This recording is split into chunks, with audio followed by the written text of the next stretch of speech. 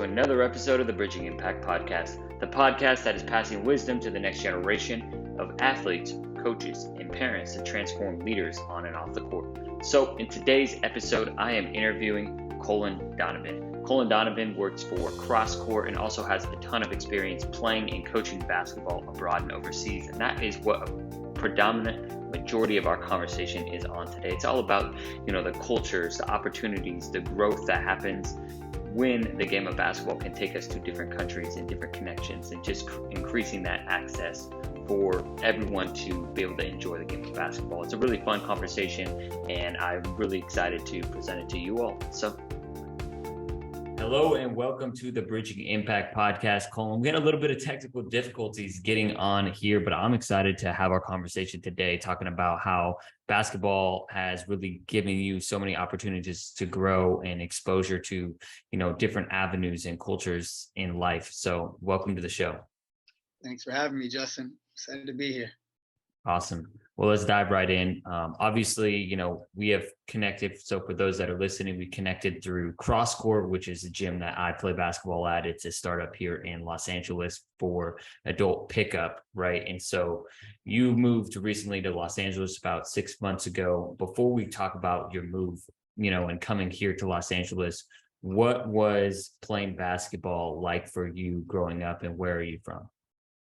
Yeah, so I'm originally from Connecticut. I spent my elementary, middle school, high school years all playing basketball and playing multiple sports growing up. And I played high school basketball at Weathersfield, and I played travel basketball with Connecticut Premier growing up. And I just fell in love with the game and wanted to continue to grow and learn. So it was something that I put hours and hours into. And after high school, I got the opportunity to go to play in college at Riviera University, Division III in New Hampshire. Played 4 years there. I was a 2-year captain there. And I was like, hey, my journey still continues with the sport. And I took some time to go live in Ireland for 3 different years. And I played as a player coach there, coaching in the youth academies and then playing for the National League clubs there. I also spent time in Thailand, New Zealand, where I was coaching for basketball academies out there. And I had a few tryouts with a couple pro teams in those countries as well. And then I found my way back to Ireland, and then back to the US once the pandemic hit, trying to figure out new avenues for growth. And then I made the move about just over 8 months ago here to LA. So it's been a good journey, but I'm excited to see what happens next. Yeah. Yep. So you got the opportunity to play and coach abroad, which is really cool, just for the game of basketball. Can you talk about, I know off air, we've talked before about your experiences with traveling when you were younger, and those traveling experiences exposed you to the idea that, hey, you know what, maybe the NBA is not for me, but playing basketball overseas is a possibility. Yeah, so growing up, I was blessed. My godfather took me to different trips to the Caribbean, to South America, and just all over the US. I was blessed to have that growing up, and it provided a greater experience for me to want to go ahead and see different places around the US and around the world. So when that opportunity came, when I got older, I was like, I'm going for it. I mean, when I was in middle school, some of my buddies, I remember sitting at Tim Hortons right across from our middle school, and we were just finished our middle school travel practice, and we were just chopping it up, just dreaming. I mean, what every 8th grader does at that time of after you're playing basketball. And I was like, hey, I never really set a goal for myself to end up playing in the NBA or playing Division I. I was just like, I want to travel playing basketball like her. And it's wild that now that I get older, as I remember those conversations with those exact people, right? And it's crazy how those small experiences or those interactions can make a huge difference in your life. And I just continued to find ways to utilize basketball as a vehicle for me to go see the world, meet people, connect with one another through a sport that I love. So I think And in college, I had people that had shared a similar vision and challenged me for my growth. And I just continued to meet people, connect with people, and share what my vision was. And I just continued to find avenues to explore that. Yeah, that's really cool. And I think one of the things that comes up is I know for me, travel has been really impactful for how my growth and development. But can you talk about how it has impacted you and just exposure to different cultures has helped, shape and form you as a person? Yeah, I mean, I think that initial, like, I remember when I was younger, I was a little nervous to get on flights or something like that. I mean, the nerves always kick in when you're out of your comfort zone and you're trying something new. I think that's natural. That happens to everyone, I think. But that first journey, like going away to college, right? You get a little nerves and anxious, but you're also a little bit excited because the unknown is a scary place, but it's something that people should go ahead and explore. And when I had my first year to Ireland, my cousin, my aunt, my uncle, my mom, my yeah, they were all at the airport like, "Are you really doing this?" I'm like, "Yeah, I'm going for it." So I mean, it's just like I think that those initial fears will tap in, but I think it was a special. I had special memories, special moments, and I think it was definitely something I'm glad I explored into, because now I'm in another country or in meeting and connecting with people that might not speak the same language as me, or might not have similar culture, similar belief systems, or similar culture viewpoints and all that stuff. But you have to, like, one recommendation that I had to some people that were traveling was get out of your hotel room or get out of your room and go meet people from go to the bar, grab a pint, or go to a shopping center, go connect with people, ask questions, like go find local things to do. And that's all things I did when I was living abroad, is I just had the ability to meet people and hear their stories. And I had great host families, and so I was blessed with that. So I mean, I wouldn't change it for the world, brother. Yeah, for sure. I mean, I love that because I think one thing that I know about you is like you're definitely like one of your values as a person is growth, right? And you're kind of talking about when you pursue these experiences, like going to Ireland or wherever you end up going, like it's really easy to be incredibly uncomfortable and want to just stay in your hotel room and FaceTime, your friends and family back home. But you're kind of leaning into kind of that discomfort and wanting to just connect with people from different cultures and listen to those different stories. And I'm curious, like, how that has shaped and influenced you as a person and what you want to do today. Yeah, I mean, I think I'm a much more well-rounded person. I think in college I got a ability to be a leader and stuff like that for in the professional side of things and in um the basketball world, and I've always had that from a young age. I think taking upon leadership roles or just trying to bring people together, I think that's something that I've always held my hat on. And I think when you're in a situation that's uncomfortable, you can always rely on some of those moments or those I think experiences that you had, and go ahead and have that ability to put yourself out there and take a little bit of chances to have a conversation with someone. And that's what leaders do. They end up taking those opportunities to connect with others and grow. And I just remember my first time in Thailand, I got off a flight and then I ended up going to a basketball academy, and I met three coaches right there, and two of them were Thai, and they were Thai and European. And we just kicked it off. And I was like, those are lifelong friends that you can connect with and grow with. And I think that mindset and a lot of the development that I've had to grow into, you have to be able to be taught these things. So I think just being able to be open and keeping that perspective to be aware of that there's bigger things than you in this world. Yeah, that's a good point. And I think one of the things as I hear you're using the word leadership quite a bit. And I think that's something that's really important to bridging impact as well is, the ability to connect with others, right? And that's something we talk about quite a bit offline as well. And so with that connection piece, I think leadership, in different cultures probably looks, sounds, and feels differently. And I'm just curious how you kind of learn from, what it was leadership different. Did it look different in Ireland and Thailand or New Zealand, or are there common threads that kind of weave in, between every culture?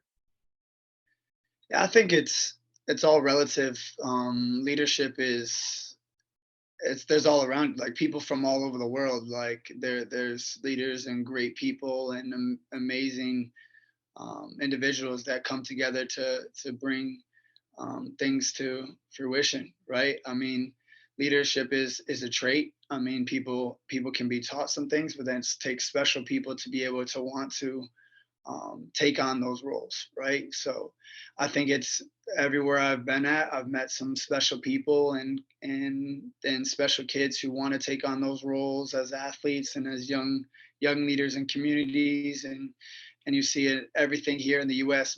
is viewed upon differently from outsiders' perspective as well, right? So I think having that ability to see and learn from people that have a totally different perspective on life than you do is crucial to your own growth in life and becoming a better person, because you realize as leaders that not everybody can be taught the same thing or takes in one form of leadership the same way, right? So I think that's something that you learn from being around others that are still trying to develop in their lives. So I think that's something I've been able to, connect with people in that regard. That's a really good point. I think it's interesting too, and I would love for you to share. Do you have any stories off the top of your head about how, maybe it was a conversation or an experience that kind of just exposed you to a different viewpoint, and you're like, oh, okay, I see the world a little bit differently now? Um, I think I think the blessings that we have here in America in comparison to other parts of the world, I think when it comes to our facilities, the coaches we have, I think the amount of funding that can be done for different programs, I think even the passion and care for people is definitely a blessing here too. But I think in other parts, like they share that same love and desire um, for different sports and people and humanity, right? I think it's just like, yeah, when I was traveling in Thailand or in New Zealand, right? You get the opportunity to I would just take a tram ride packed up with like hundreds of people in a rail and sorry, not a tram, but what is it? I forgot what it's the T, but it's similar like the T or something like that. And you just pack that up and then drive like 40 minutes to a local school and international school, and then you show up and there's 40 kids. You have one basketball, and you're just like, all right, hey, let's make this work. And I remember my first time in Ireland, the first time I went to an elementary school to do like a PE class, and I had like 30 something kids, size 8 foot hoops and 4 basketballs. And I'm just like, all right, so what are we gonna do? And I think like just having the curriculum based stuff and the access to different teachings is a blessing here. I mean, because we're exposed to so much being here in the US, and I think that's just something that I've held my hat on, is that hey, like those are great experiences, but we're blessed to have what we have here. Absolutely. So do you think that those experiences kind of helped give you a perspective of having that gratitude towards, the resources, like you're talking about, the facilities, and just really access to basketballs, right? Because if thinking about that story in Thailand, one basketball for 40 players and one hoop, I can only imagine how challenging that was to try and engage all of them. And, right, that's trying to get all of them to take one shot that might take 10 minutes, right? And so, those are some of the perspectives that I think sometimes get lost, especially as players. From when I remember when I was a player, I was at Basketball Jones camp, and I still remember the story that someone was telling me, I don't know, I don't remember what country. I think it might have been Iceland or something like that. Like they were just playing outside, and it was like basically like a rubber ball that they were throwing into like a circle with no net. And I just remember the person telling the story, the coach telling the story was just like, it doesn't matter what basketball you play with, right? Like it just matters that you have a basketball. Like sometimes I think as here in America, we're like, oh, it's not an Evo, it's not a Wilson, it's Yeah. not this ball. I don't want to play. It's not a men's ball. I don't want to play. But in other countries, it's like they have a basketball. Like let's rock. Let's just play. Yeah, and I think like because here we go to like Dick's Sporting Goods, or we can go to like a few other sporting stores and stuff like that, and you'll have all different access to all Right. different sports equipment and stuff like that, right? In certain countries, basketball isn't the main sport, right? When I was in Ireland, they had rugby, soccer, Gaelic, like Gaelic football. Those are the main sports, right? To even find, there was only one. When I was in Sligo, had only one like place that had basketballs. Everything else you had to like buy online or something like that. Like, Yeah. you know what I'm saying? We could go to a local store here and then be able to, oh, I want some Kobe's, or sorry, or I want some new Kyries, right? And you have access to that. But like, I mean, it's with the internet definitely helps with all that stuff. But it's like, I mean, it is wild. Like, hey, we do have access to different things, and it's great to have that. So yeah. Absolutely. And Yeah. would you say those experiences helped you want to give and create more access for opportunities for having, basketballs and shoes and really just opportunities to play the game? Yeah, I mean, I'm not saying like those are still great communities and all that stuff. So they did it. It's just I think with the basketball side, I think just wasn't so prominent in those areas. So I Right. think that's like, but they still love the game and stuff like that. So, but there are certain communities here and all around the world that do need the support, do need the access to different possibilities through the game of basketball, and also with having basketballs, access to quality hoops, quality games to be played, like quality reps, quality facilities, like. And I think that goes hand in hand with being able to put people in the right situations to be able to have those um, access to that stuff. So yeah, I Absolutely. definitely think it definitely is opened up my perspective on seeing those things. So No, that's really cool. And with that, I'm curious, Bridging Impact's all about, it sounds like a lot of, and we've talked off air again, like I mentioned, like basketball has made a big impact in both of our lives. Obviously for you, especially like giving that opportunity to travel and get those multiple perspectives, that's made an impact on you. And Bridging Impact's all about giving that impact back. So I'm curious, obviously, we're in the works of doing some things together, but just in general, how do you see yourself really giving back the game to what it gave you? yeah, man, I have a lot that goes into my mind of just being a blessing to some youth. Excuse me. I think I just being able to be a vehicle and being able to provide uh, some youth athletes, college athletes, coaches. I mean, just a brain to be able to pick, right, and to hear my experiences and to being able to be a mentor, to be able to be a leader in certain aspects. I think that's the main.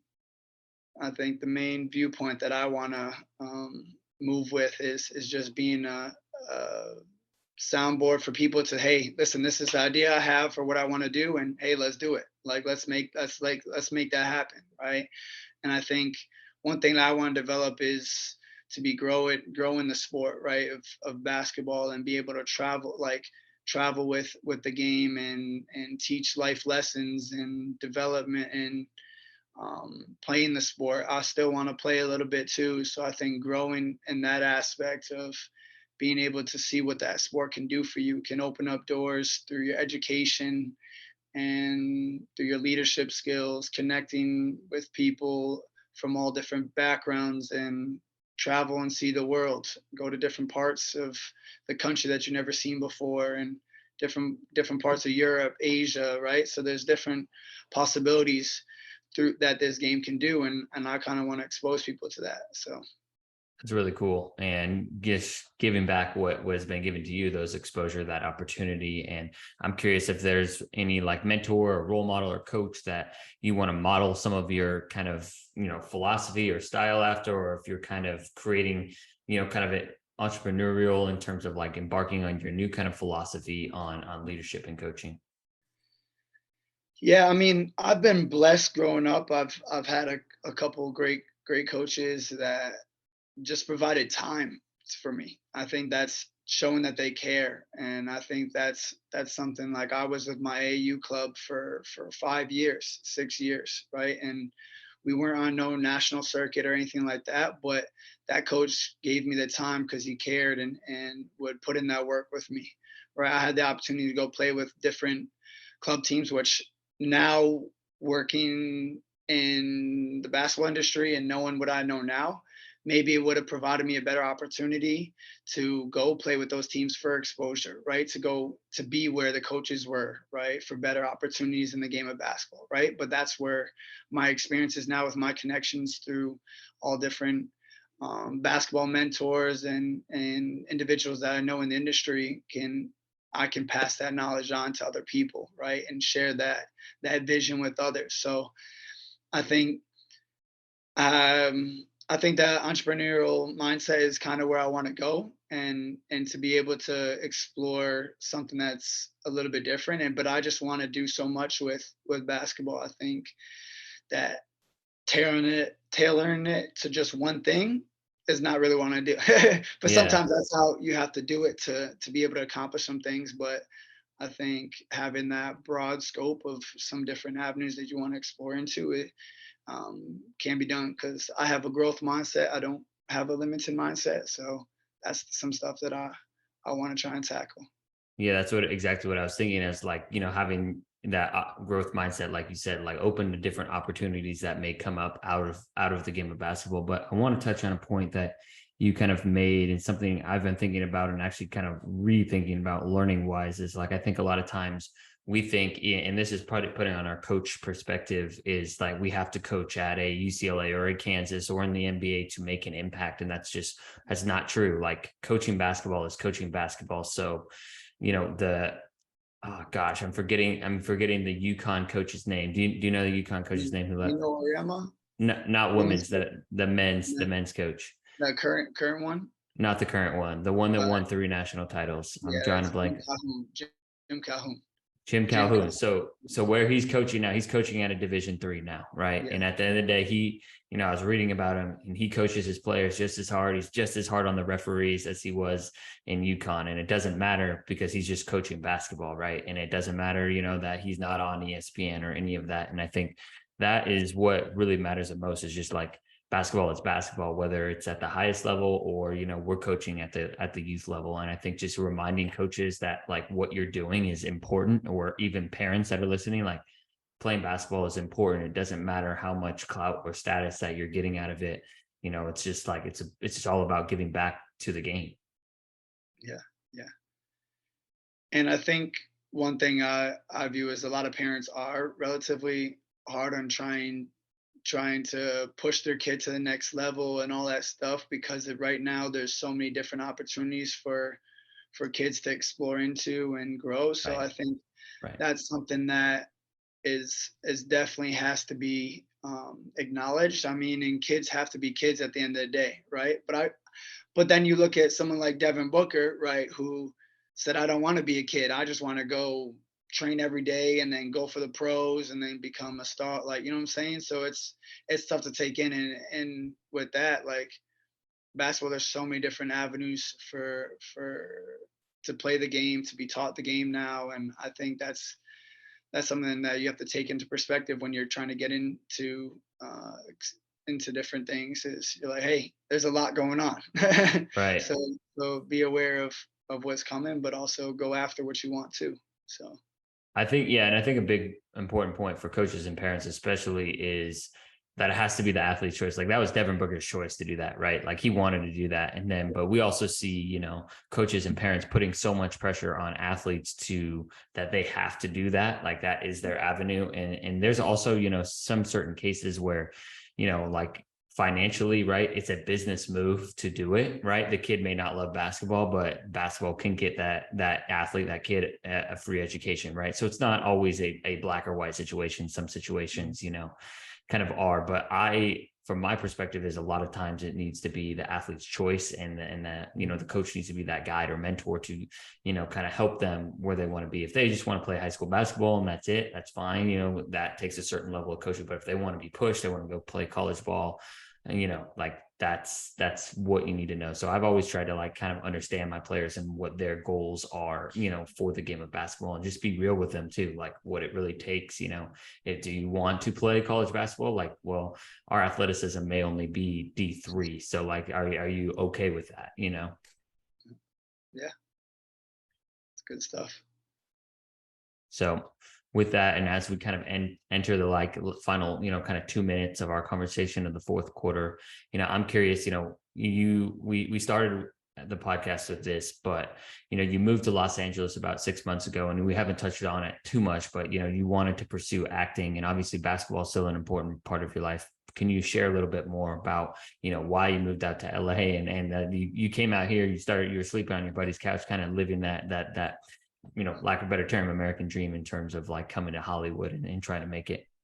Yeah, man. So it was a little nerve wracking, but I was living back in Hartford where I grew up, and I was trying to start a basketball organization with a colleague of mine that I met out there. Helped him get some stuff off the ground there, and I just really there's something in me that just said, hey, like when I got back from Europe in 2020, I was like, if I'm gonna live in the U.S., I want to go either live in Florida or live in California, where somewhere's warm, right? And I Yeah. tried Florida, and it just wasn't for me, and I moved back to the East Coast, and then I had the opportunity to either um, go to Europe and try and pursue another master's degree, and then play for university and play for a club team, or come out to LA and live in Hollywood and try and pursue different opportunities here. I mean, I had a sports organization that does sports choreography for different movies. So they did like the Dark Knight, the football scene there. They do a bunch of different other choreographies for the movies. And I was like, and they reached out to me about different opportunities, and I was just like, all right, let me go give it a shot. I said, hey, I'm going out to California, and like if you have any opportunities out there, like let me know. And I was out, Yeah. and then been blessed to be able to be in a couple feature films. So Sweetwater's coming out in April. It's about the first African American to land a contract in the NBA. Played for the Harlem Globetrotters and New York Knicks, and it was a very moving piece. And the lead, Everett, is a great guy. Played in Australia, and he's a special guy. So I mean, he did a fantastic job on that piece, and I was very blessed to be able to join the court with him during that filming, and it was awesome. So I got to connect with some of the Harlem Globetrotters, and it was sweet, man. So I wouldn't change that for the world. So I mean, you don't realize what's coming ahead of you, right? So I think that's something that's special with this world, is like, hey, you keep going, right? You keep going, and some things can come your way. So you don't realize at that time, I didn't even know it was an NBA, like it was going to be picked up by the NBA, and like I had no idea, right? But I was just happy that my experiences with basketball put me in that situation to be able to be one of the actors in that film. So it was a blessing for sure. I think that's a really cool story of just your story of how the game of basketball can like impact you and provide you so many opportunities where you have no idea where, Yeah. where you really thought. I bet at the moment when you were, with those 40 kids in Thailand, you're like, there's no way I imagine myself being here, 6 years ago. And then obviously in Ireland for PE, and obviously, your playing days and having that opportunity to probably play and have, teammates that were from all across Europe, all across the world, and, just all these different experiences, and then be a part of a movie, that's really important, for the game of basketball, right? That opened doors for, basketball players, African-American basketball players, Black basketball players that, are predominantly, that's most of the NBA now. So just being a part of those stories and intertwine is just like really cool that, it's not always, a one track fits all, and so there's so many opportunities to make the most of life. And in our final kind of like segment, I would just like, what like final pieces of advice would you give for the parents and coaches, or maybe even the athletes that are listening to this, that are just, wanting to continue to, expand on their life journey?